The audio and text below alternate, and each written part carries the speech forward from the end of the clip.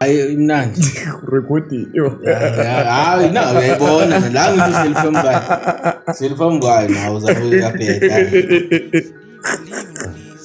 Yo, welcome back to yet another episode of Realign Recap. You know we dominate like we dominate for TV, the podcast that other podcasters watch. Yeah, says pitching that this bilayo madoda. Yo, like today we having some of the news. Some of the guys that you want to hear about, and some of them that you hear about. And I'm sorry for today. I'm not feeling very well, man. Moya pants. So I'm ponza. Yeah, njengejwayelo, you know, ngihlezi ngiphethe impinsi yami. Upitsi man, you know, man. Hey, bra, Kren. Shopiri. Hayi mnandi. Hayi, maswiti malekere. Yeah. Mpana, how was your weekend, bro? You know, weekend, you know what peace, vela ups and downs. Bese kuba nale ndaba lezi ivelayo, yakubamba. Yeah. Yabo ukuthi there's nothing different or nothing big. Aside the love ukuthi no, apart kulezi ndaba ukuthi no, first of all, I think we need to start about recap episode that happened before we attach endabeni zabantu. Yeah. Episode ka Mimita. How was it? No, it was good. And one thing engi spotted Mimita bra. Uringi vari and waringa vari from and ubeka nestembu from our previous topic that we had ngabazali on the previous episode yeah. Ubimita ngizwaringa ukuthi yena abazali bakhe bebambhila out bebenzani. You know, sometimes abazali banokuthi mhlawumbe uprotect umntwana kanti uyamosha. No, mina na what I've heard uthi yes bebambhila out, and you must remember uthi makaphuma endlini estradini akazitsheli abazali bayitshela ukuthi uyi something else, abamazi ukuthi uyini ngaphandle because ejardini nomntana usha. Yeah, ngithola but wabuye washo ukuthi sometimes i-olera lenkayi nyuku yet ngifika endlini nemali uthi le mali ngithatha. Yes, yabona kumele izinto kumele mawumzali ograndpa izinto enjalo kumele uzibuze zona ukuthi and then how come ukuthi lo kube nemali angagayi imali. Yeah, but enye into fana nokuthi umntwana azongena endlini afike sekafika uphethe ifoni esumzali kuthini ku azange umthengele ibhelazi umntwana uyafika sekaphethe ibhelazi. Yabona izinto ezinjalo kumele uziquestion and you have to ask ukuthi and then into eso ifika kanjani ku. No, ezinye zezinto njengoba ngisho ukuthi ikhumbule ukuthi i-timer belingekho bebangaplomi ne-timer. Yeah. And sometimes abomama nabo we have to give them a slack kancane because esinye isikhathi mhlambe ubheke happiness encosi. That's why whatever lethuna encosi ubona ngathi jabulisa encosi be satisfied because at the end of the day ne-timer alikho, and nami ngiyazama ukumkhuza lo mntwana but akufikeleli la kubeni kube kune-time vele fika la because ima incosi khona into sabu kuyenza because of i-timer mangifika endlini ziyobuya usabi time but i-oledi vele akusumuntu leyo vele uringa ivali ukuthi i-oledi vele bathatha light kahle nakhona ithatha advantage silalela phezu kwamakhanda ama-oledi bese nayo oledi njengoba ngisho ukuthi iside lelencosi silibekele ngaphandle sibheke iside le-oledi because manje you were saying ukuthi abazali ngiyangithola because isikhathi abazali kumele sibheke i-situation nabo ebakiyo based on labantwana labo ukuthi esikhathini esibhaya kuba abantu most mangithi ngiyabheka abantu mhlambe bakhule nekagogo okhule ne-oledi lo okhule ne-timer ne-oledi yes bakhona but not as much njengalokhu lekagogo okhule ne-oledi. Yeah, because uyamuza ukuthi isister lakhe bekathi yena makaboshwa before sekafika stars sibakhona ngara.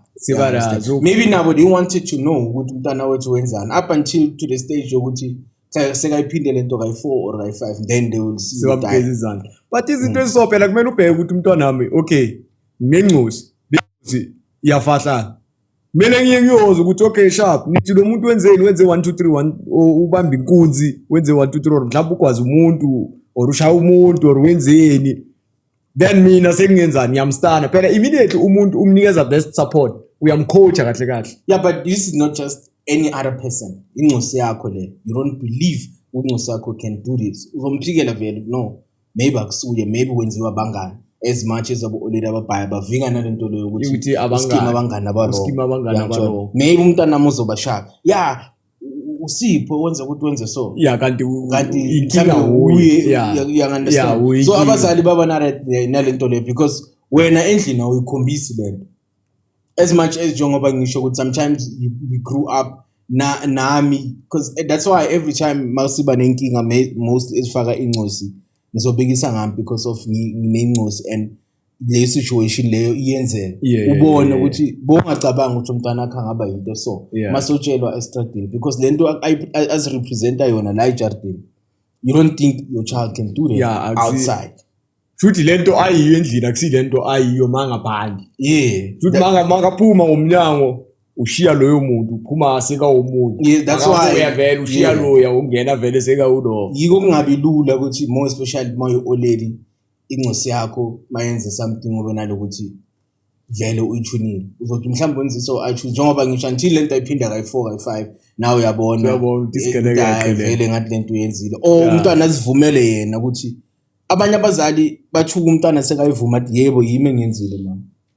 You understand? So yibona abazali njengoba ngisho ukuthi we need to give them a slack a bit ukuthi maybe banalento leyo ukuthi okay incosi yami because of time alikho athi ngimiyeke maybe lento izomjabulisa uyaphuma uyodlala ibhola kanti makabuye ediskini uyenze ezinye izinto uyojuna lezi zinto lezi ezibhedda because I've also raised the point yabantwana ukuthi abantwana kabhaya abakhula benza lezi zinto abantwana ukuthi bakhule banako konke ezindlini loyo it was uSkanzo oringile lo point lelo ulraisile that thing makazokhuluma ukuthi yena bangasweli fokona no but asikhulumele based on angisho mina ngiyamazi asikhulumele based on ukuthi bangasweli fokona when it comes to what.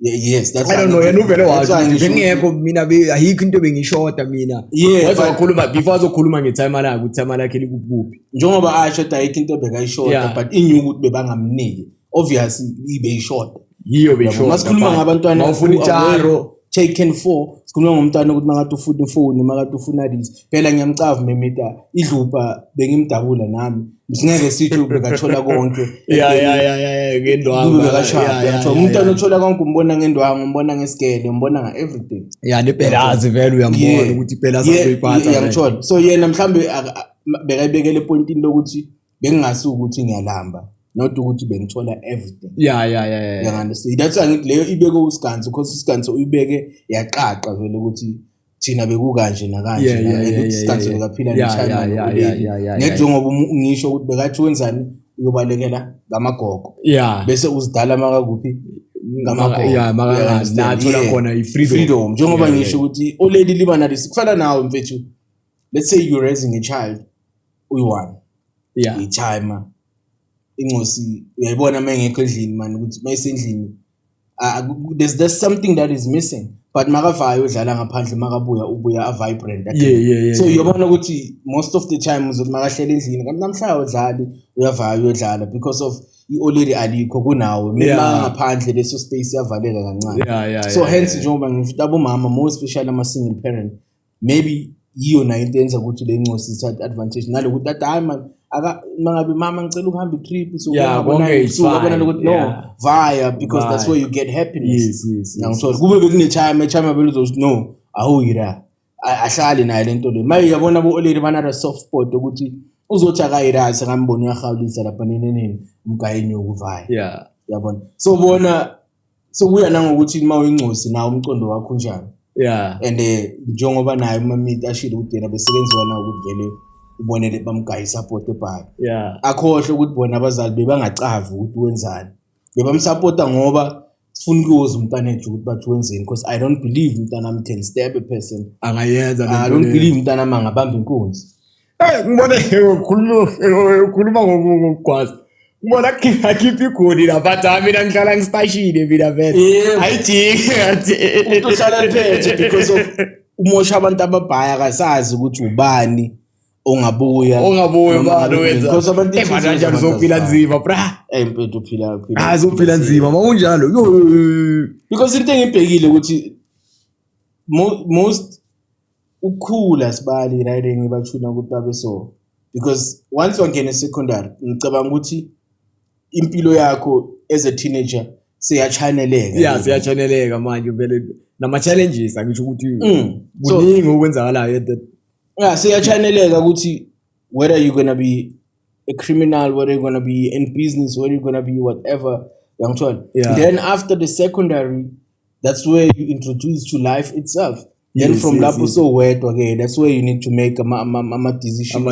Or mhlambe so because mawachapeka most abantu sprikise sesema high school. Because that's where the stage begin now. Vele ukuthi nalokudlala izinto ezibayo ukuthi soqala ukuexperience kahle life.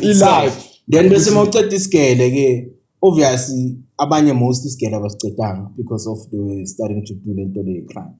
Then obviously isigele masesiphela mhlambe kunabantu umuntu una 2 years or a year yibo bajoto sa esikolweni kanti no akasayi just bamcoshile yena uthatha incwadi ekseni uyaphuma then yabona manje wrong already that's when diba amazed ukuthi kanjani because incosi sami sesigele then bese akuthi mama mina ngina 2 months ngafunda or 4 months ngafunda what you gonna do ngamluma indlebe ngakho soluma indlebe ukhulume naye kancane yabona ukuthi ukumluma ukuthi ngirika naye ngiyamluma straight mangikuphuma naye ngiphume so yabona ukuthi izincosi esikhathini esibhayi mfethu la ku crucial khona so yangena e-secondary that's why as a parent you need to qinisa isandla ke lapho yabona once waba yi-teenage atladla once reach the teenage stage kula vele ukuthi yabona manje sekumele isandla siqine konke kuqine because i-adola phela abanye idlula nabo izokushaya wayivumela ukuthi and wazi ukuthi ababhayi abantwana ngahlathi naye nisebavuma ukuthi iba drive makathatha no phela we need to understand ukuthi as njengathi ama-adult siyazi ukuthi i-stage umntwana yena akazi ukuthi this is a stage utshela ukuthi this is how things are done sekuyenzeka ngiyangithola wena kuwe mawazi ukuthi incosi stage le bele wena as umzali uprepare wena self ukuthi how do I maneuver the situation ukuthi makenza so ngenzeni because yena akekho aware ukuthi stage utshela ukuthi hayi vele kuphilwa kanje impilo style wena uyazi ukuthi leso style singadlula naye so as umzali wena you need to ukuthi wenze sure ukuthi ngiyam-align ukuthi yabona manje nekunakabhaya nempilo ilahleka lapho vele exactly life future konke vele ukuthi kuyaphela kuyasala ngaleso stage ukuthi u-align-eka la ma umzali vele weak angeke vele incosi usayicontrol after it ubuya lapho mhlawumbe sikabe and nowadays nama-drugs bawathola lula utshwala everything ila eduzane yabona sakhuluma ngendaba leyo we've heard indaba Enyobeni or Enyobeni Enyobeni Tarven because I've heard ukuthi they were sentenced I don't know how many I think months in prison and 5,000 bail or fine.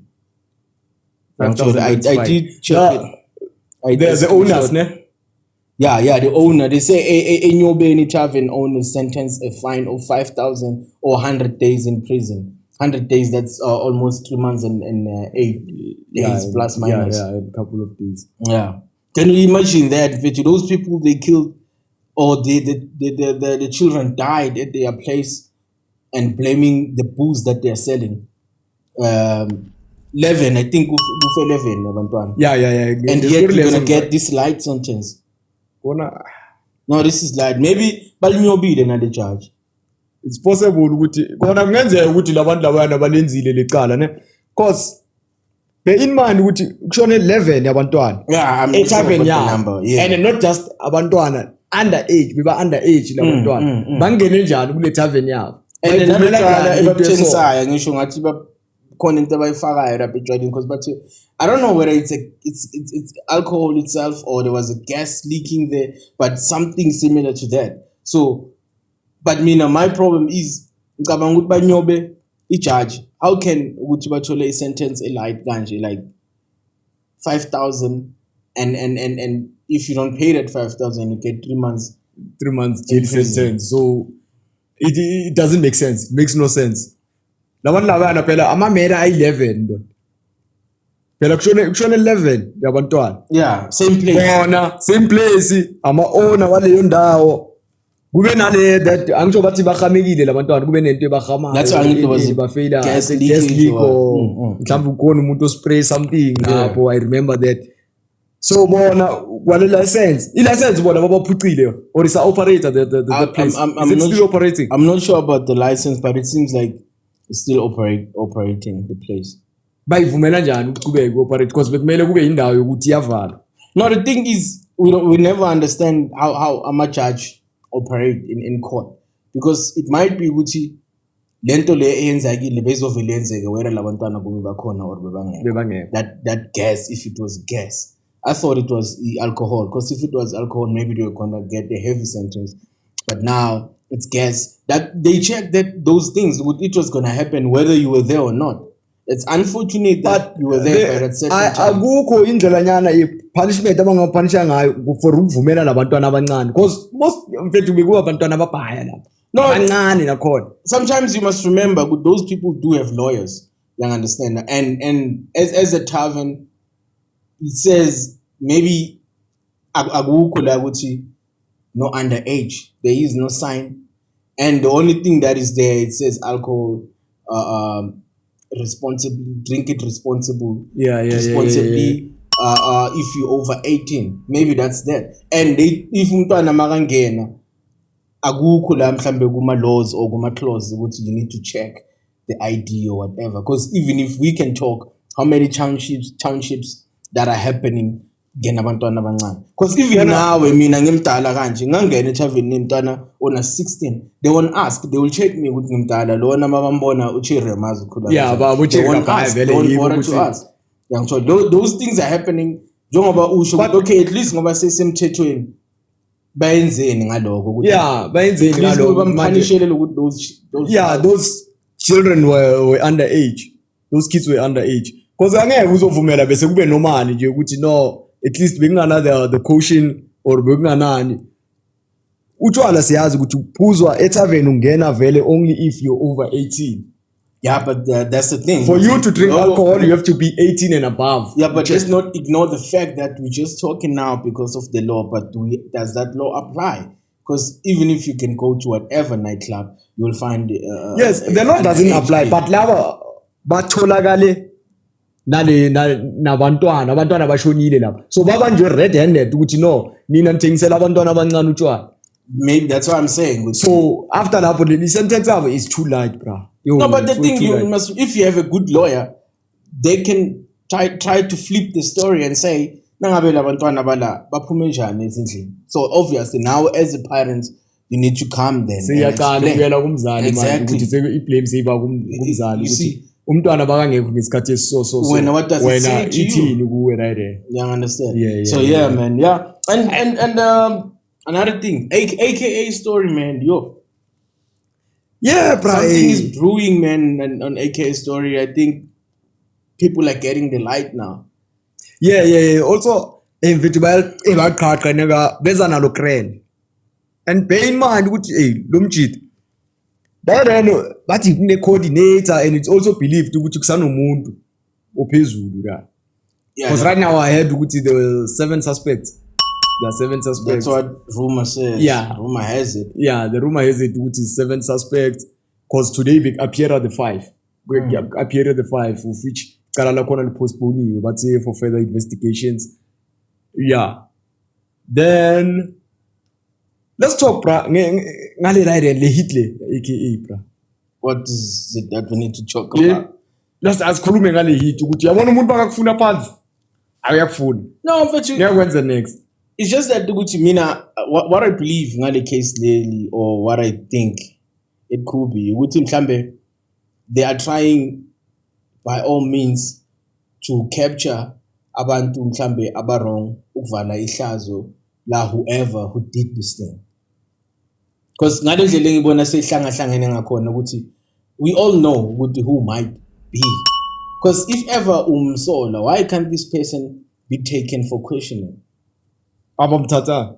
Because umsola I'm sure uthathiwe naye, because whatever ukuthi lamajita vele bona bayalinkeka kuleyo then because also nemali because but the coordinator is the one which after the hit upatalela machita the man. No, that can happen to anyone. What if that's the case? A similar same thing to that, because there's always in Kabi, South Africa. There are people who are paying people to kill people. That's why maybe they want Ukvala, whoever who did it, no touch up and taba wrong. Baba Bege with the case with the Igbo. But because does it say in reference for what the job?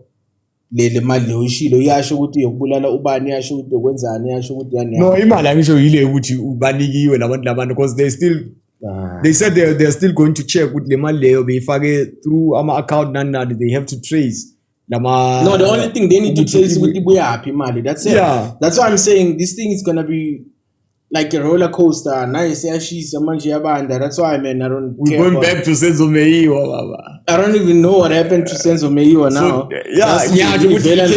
It can be similar to the one yaga Meiwa. Come on man. Cuz the thing is, because I've checked on Twitter, there was this other lady that says who posted a picture AKA where AKA says apply edlalingo mangapha Travis Scott. Yeah.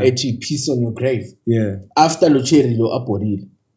And most of the people they thought Uguti AKA maybe knows. How can Uguti to somebody that was supposed to be your wife fully? Yet after Ashonile, when you post something, Uguti peace on your grave. Young John. Because this thing, if I don't know what you mean an hour, when they get something to you, then Menangzo poster something similar to that. How will you feel? You think combo yeah, yona njalo ukuthi mhlambe uyazi vele ukuthi I know. Asithi sibeke kanjani example ukuthi no, I'm trying to say, let's check for instance ukuthi wena no siyavaya se party or sobunandini bese mhlambe usuke umuntu ushayo, then mina after 2 days after that bese ngiposta something yokuthi vele nangabe uzohamba uye ematshelweni into so uzoshaya, then I'm cool. Somehow kukhona mina lapho.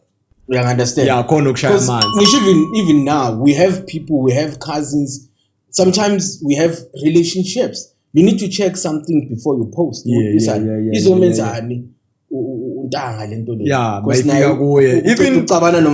when it comes to ama status angisho ukuthi mawubheka into uyibona ilahisa. But then mawuthi uyabheka mhlawumbe kune LTA1 ukuthi ihamba through that thing bese ugcina so no let me so why AKA did that? Because people they were like, okay fine, uchunile writing, at the end of the day he's also a human. Why do we have to act like he's a bigger person? Because people die every day. Because now it's AKA and we forget what he did. We forgot. That's what that people are saying. That's not me. Because you must remember, good social media, somebody might say something now and you agree with that person. Then later on somebody says something else against that and you agree with that. You see the power of social media. If ever your mind is going to be there, you're going to be fucked up. Yeah, you're gonna be fucked up because somebody's saying something that makes sense. Then later on, somebody says something. Then like no, so you wanna because I thought to myself like, because somebody was like, yeah, we do understand, but into is a good chair. And there are some people that they went back to the archives, Babaku Parababu and something you would once wanted to commit suicide. Yeah. The same way she died in Tarven. Yeah. The guy who on top of this other building. There was a picture there. Wanted to jump. Yeah, because angisho lapha kube kwaba ne video futhi etrendayo mos. Yeah. Lapha kule la flat. Yeah. So check it. No, it's fine. Yeah. So lapha ubonakala vele bekaphula umnyango. Ophula umnyango ukuthi manje sekafuna ungena ngale nanani jikijiki lo mntwana abantu sekashonile nanani and labantu no that was the case AKA. I'm talking about something I think before she met AKA or after, but bebangekho bonke no AKA. Yeah. She was in Tarven. The thing near AKA happened in Cape Town. So Leah is a Tarven. Lo cherry vele bathi beka suicidal. bekanama thoughts of suicide. Yeah, of Then the suicide, next thing just it that. happens ukuthi ichuneka lento ano AKA, then AKA is the one to be blamed. Ukuthi manje sekublame aka. That's why abanye they don't feel any, or they don't show any remorse about what happened to AKA, because of more especially the feminists of ukuthi wenzeni ukuthi ya ushaye lo girl mhlambe yobe bathi ukuthi ngenzeka itime nalo mntwana nipheya. That's what I'm saying ukuthi if avenge umntwana wakhe fethu ma umsola you get ukuthi ube selistini ama questions bakubuza imibuzo, then why itime lalo cherry ningabuzwa why they can't go through his bank, they check maybe there's something that linked to that account, why they can't check that. And they have to do that. And remember, the guy ahead that is one of the wealthiest guys there. Like he has money, he's rich. And it's just that Gucci, people are afraid to say. But that's why I'm saying everybody knows who they think did it. Yeah. Did it. The first person ever. We all know. Why can't the state go to that person? We say Natali. This whole thing. You understand? So manje sekumele scracking or dokube ngathi enye into enzima kanti no, it's something that is into light nje. So there's a lot that is happening. Yeah, ngale case I think we coming to sense of maybe was kind of soccer or whatever. Soccer ukuthi the only one that I care ukuthi anga connect nani. But we just here trying to nathi sikhulume nabantu, and so that sizozwa nevo labantu ukuthi what do they think about the situation. Yeah, the case, right. Yeah. So young chola nathi phela we don't understand as much as we are South African citizen, we have to which is sikhulume nathi, and we here to ukuthi abantu de banabo ba understand our side, maybe the common side of the story. Because Tina Slaguna abantu who didn't see who there was these other people who teaching about which it's right, it happens. Abanye they say no man, this thing shouldn't have happened. Abanye but AKA shouldn't have met. Sorry, that lady. Should have not teachers. Yeah, but sometimes there's any in most cases guma relationship we tend to ignore our red flags kapaya.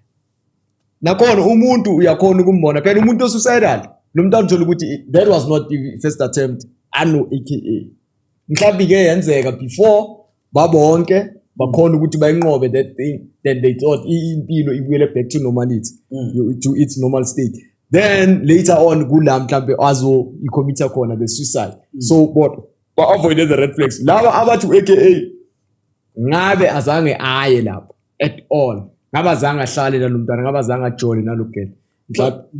I'm saying we are here. This thing it's on our eyes. We're gonna talk about it. We're gonna have our own opinion. Yes. We're gonna have our own views in whatever. But at the end of the day, these are the cases where the government or whoever needs to deal with. You understand? Now we just here sitting here talking. And there's these other cases while you talk about couple layout ongitshele ngayo ukuthi ihashele ngeacid isier there sier apparently ukuthi lo mjita ile ntombi yakhe le ntombi ngathi uyikhiphe eouting or le out bebajola ibaby daddy yakhe yalo yeah baby daddy yakhe bese lo mjita uyi third party ngathi kule relationship. Then kwaba ngathi lokuxabana lana because lo mjita it is said ukuthi lo cherry ukumshisa ngeacid bekanele out the baby daddy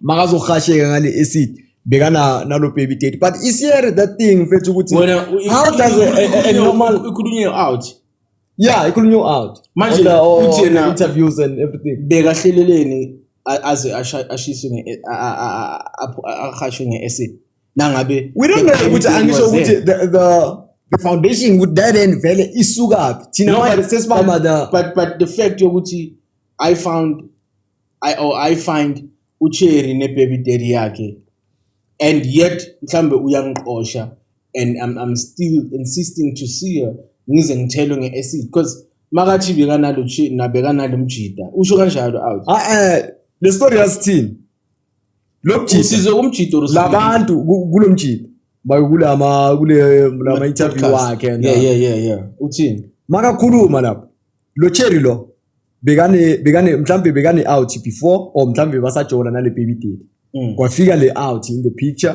le out igcina yenzani iwina mhlambe lo girl iwina lo girl bese bablome boyi2 so yena ukushiseka kwakhe ngeacid lo mntwana umshisa so unale out le unale bar baby daddy. That's why I'm asking ukuthi ukhulume ngama red flags yena mhlambe that's why ngisho ukuthi mfethu if I find somebody who I'm dating with the baby daddy why am I still there? Why didn't I just leave? That's why ngisho ukuthi umjida why angavelanga wavaya because uyambona umuntu no baby daddy they have something in common ebahlanganisayo and that's for life. That's for life vele leyo ngeke but if ever umuntu akutshela ukuthi mina nalo muntu ayiseke into esihlanganisayo nani ukuchamila ugele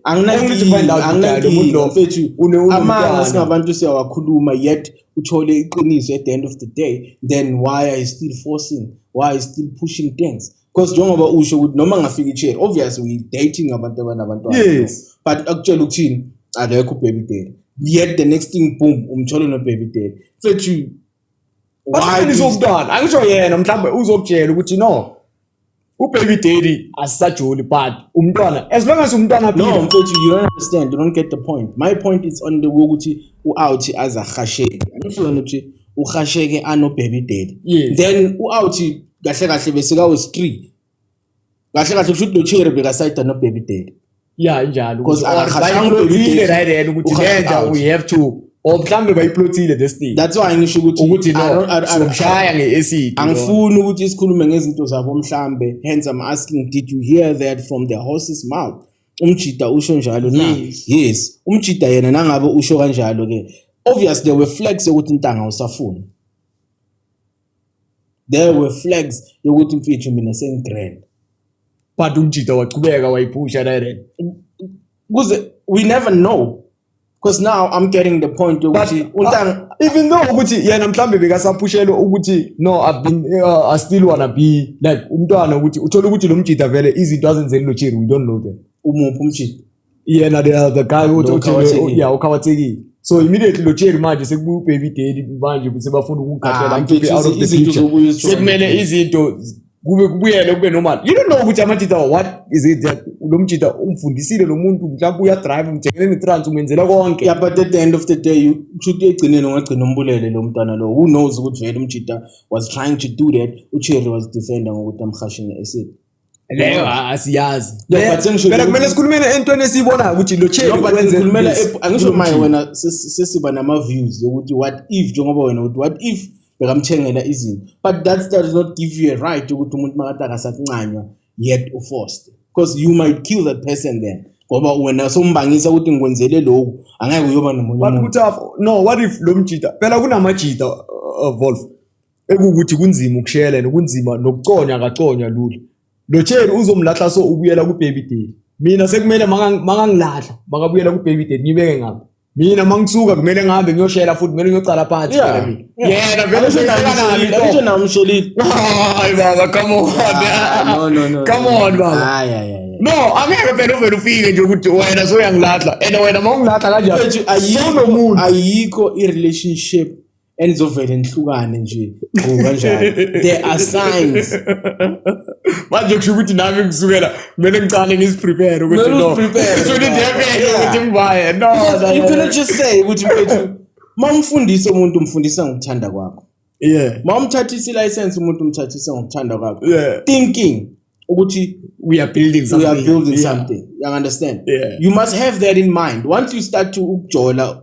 uhlukane nomuntu obviously the person that you're dating that is why uthola ukuthi ku relationship we even plan our child's name, we even plan where we want to stay. Exactly right. Yeah, sisajola but we plan things because we're hoping for best. We're thinking positively,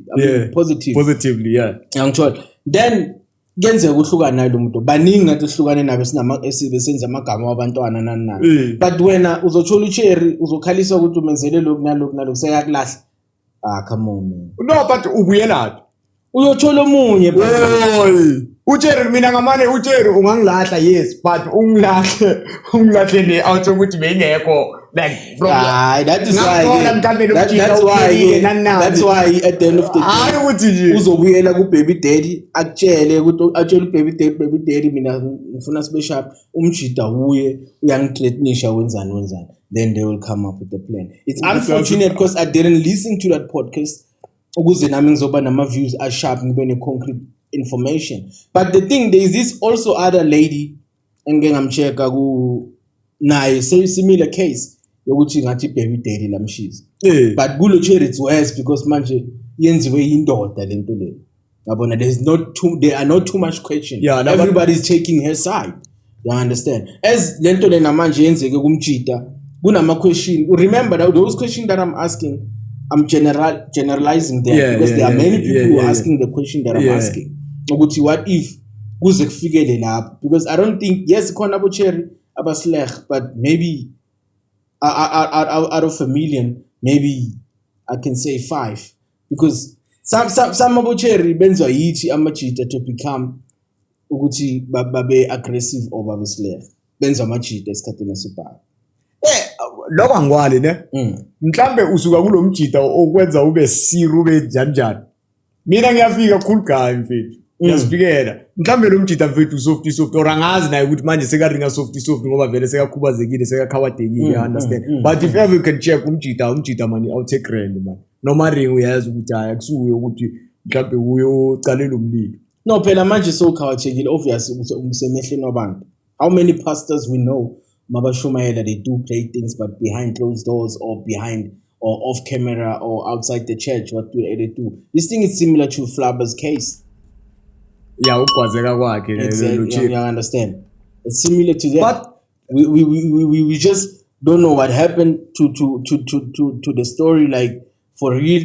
But ngoba naye uChori uyaphila, umjidi uyaphila. Maybe one day you're gonna get the side of the story Sakachiri. Uyafuneka vele uCheri ukuthi azokhuluma ukuthi futhi nale side zakhe se story bekumele asikhulume ukuthi simlande ejele uyochaza sika sejele. Because lo mntwana vele ukuthi kuyagala vantu. So this thing I can't recall years. Ile thing isho isikhathi yenzakele this. But lo Cherry uboshiwe waphuma. Yeah, uboshiwe ngathi wahlala 2 weeks Tony bail. Waphuma sekagala vantu vele usemgwaqweni nani. Yabona that's why ngisho umthetho vele you are allowed to get a bail because they still need to gather every evidence. What if uCherry yena into ayikhulumayo yenza isense? Ngabe kumjida bebazoyenza lento le. Umjida yenza uCherry.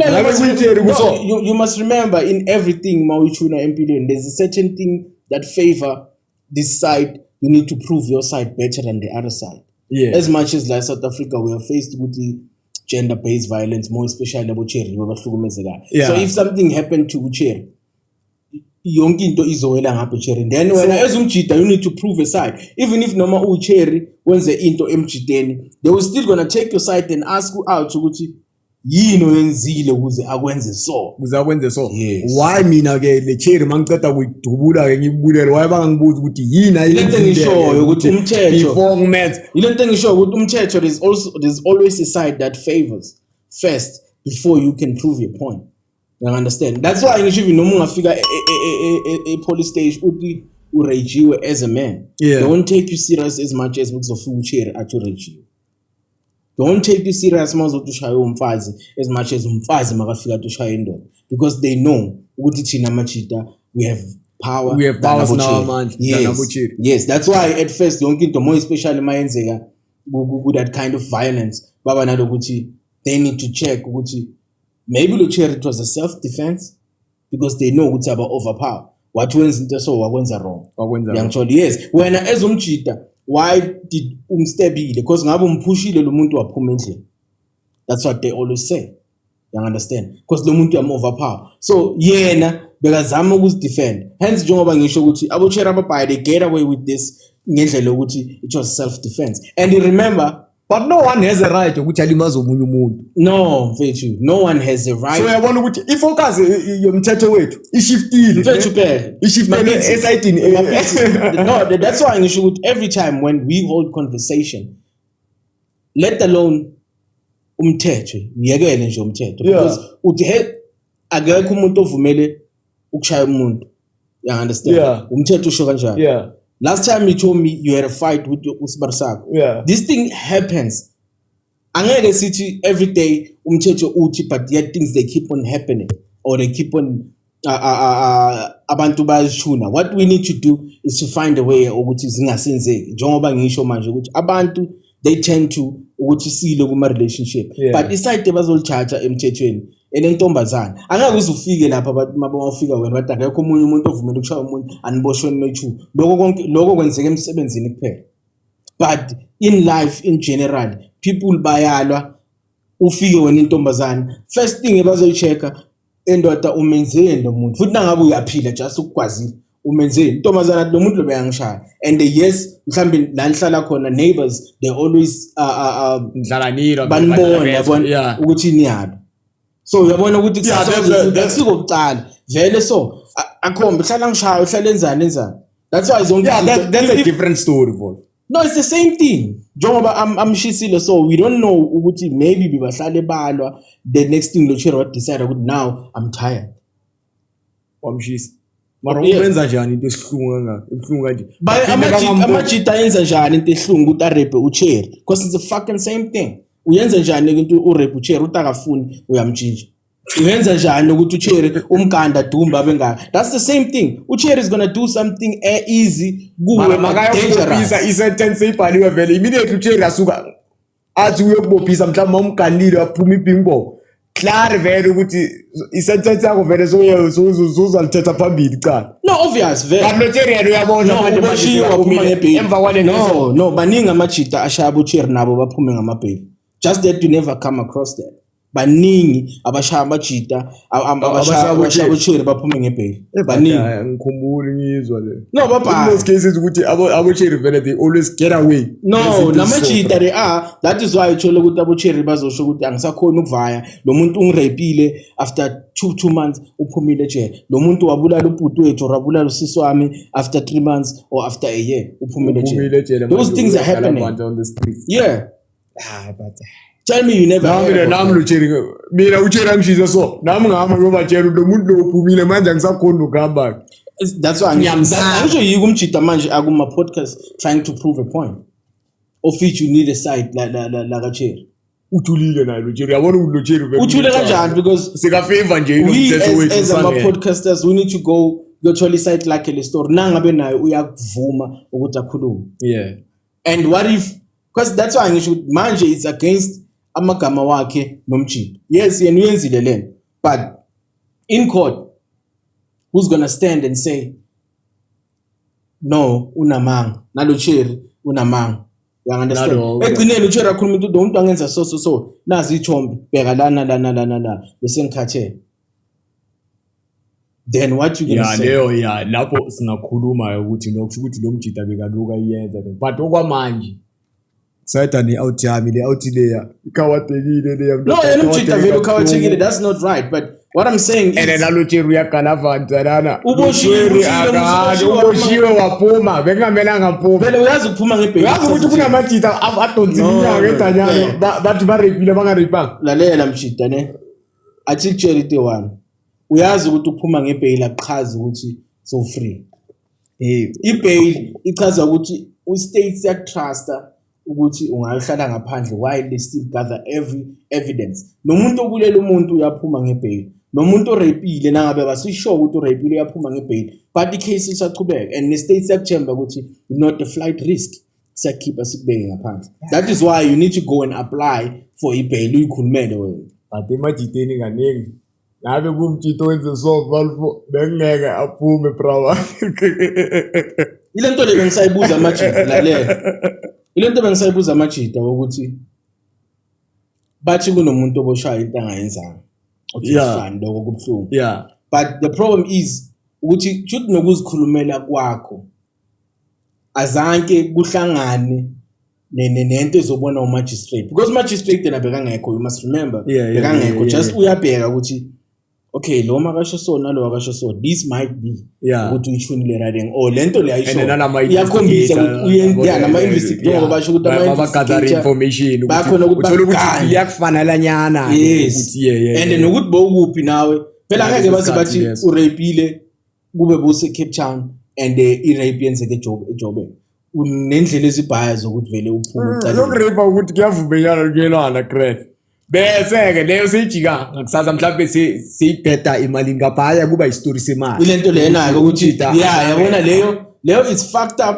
but because as now umjita how can you fail to ukuthi uchira guy 10k otherwise ngizothi ngirapile and obvious umrapile lo muntu lo wamchamela wamenzela everything umdlila ukanti umrapile okay umshayile I'm sorry to say that umshayile the next thing azothi umrapile 10k mfethu une evidence yonke uyiphethe yonke uyitele ngekuku and baba check maybe the way you penetrating akhona vele you prove ukuthi umjinjile just for you failing to pay that money then ungayenzanga uyenzile lento le awuyenzayo nivumelene kahle nadlana Greg marolele that magistrate lo uyabheka na ama spams akho bawathola ngaphakathi whatever DNA bayiseshayo bayithola ngaphakathi uyophika uthini aliko lokuzibhikela ilento ngisho ukuthi wena uthi hayi mina ngilela kuthi mina bengingafuni wangiforced wadabula iphindi wenzani mina ngayijika ngithi yena urape mthabe ngizilelele wangifakela walithinta kayi2 kayi3 phela mina lento le ifana namanje ngani singalwa ngifike ngiyokubophisa cala ekubeni mina ngishaye wena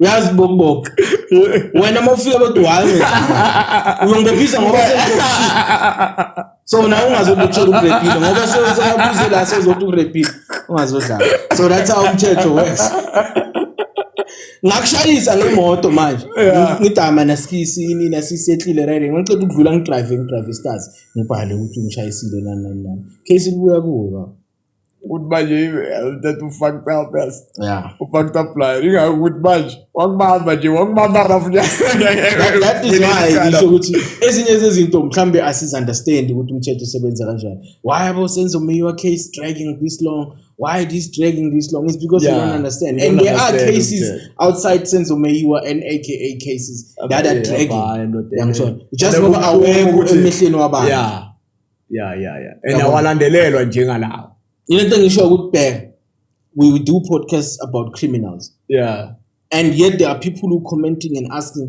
why is it still out because we admit ukuthi into so yenzile and mabheka umjita uyasho ukuthi ngenza lokhu nalokhu sabakwazi abantu sibashiya estradini abanye bafile abanye benzeni but because of icourt ayinabo ubufakazi baloko then izombhedela mama bese thina bangaphandle kunabantu mfethu ebabulalana esportini mara uzophuma because bokuphi sportini udakiwe yena kufana nokuvula icala udakiwe abakufuni epolice station wanokutwala ngakuganda kahle wayana wathi ukuvulela icala unikiphi so izinto ama1000 abuya so izinto ezinjalo umthetho yiko bese thina sesiyamangala ukuthi ubulela ubani asazi i-nature ye scenario ukuthi how did it start yes then thina we're gonna be here ukwazi umuntu mara nanga uphumile la asazi maybe nabofakazi phela I remember the other day this guy that told me uthena wenza something then ngoba nabofakazi ababhaya abofakazi omunye uzofika bekaphethe umeso ngaka omunye ongaka omunye umnyama omunye yabona ikhona yabona ukuthi mina nitho ukuthi umuntu unamqindezela mawuzothi bekaphethe into engaka kanti omunye wesifakazi edala umuntu ngimbona phethe ubovu so umunye oblue then mosha lecala sebalmosha you understand that's why bathi icaleni nabantu ababhaya vele angeke lize ngeke belula ukuthi angeke belula ukulicracker yes it's not easy, don't be easy so I don't know if there's any other thing that we're going to talk about or maybe we're going to be like Kaiser Chiefs lose every fucking thing.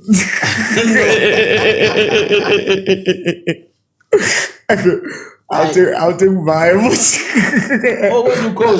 I'll take vibes. Anyway, guys, this guy does not want to talk about Kaiser Chiefs. Nobody says this. You are Jeva Kaiser Chiefs this year with this part. No, but Chiefs ngabe kahle kuya ngelona bekumele ibize ngesibongo singa Mandela. yabo Madiba. yeah ibizwa ngoMandela kube Kaiser Mandela ngoba vele ayiwini Eish. oyangada Ayiwini. ayiwini Yeah. Okay, guys, that's it for today. I hope you're gonna enjoy. I hope you enjoyed this episode, man. Please, if ever there's something that we miss or you wanna tell us more about what we talk about, don't be afraid to say it on the comment section. And if there's anything that you wanna advise us on this podcast, don't also afraid to say it. If you wanna advertise, if you have somebody in your family that you think is fit for this podcast, or izinto azitshunayo mhlawumbe izinto afuna ukuyishare with us, don't be afraid to tell us. yeah So we're doing it like we're doing it for TV out. We only live once, nigga, YOLO Awuphuza usula umlomo I live my life to the full, 'cause I know I only live once. Live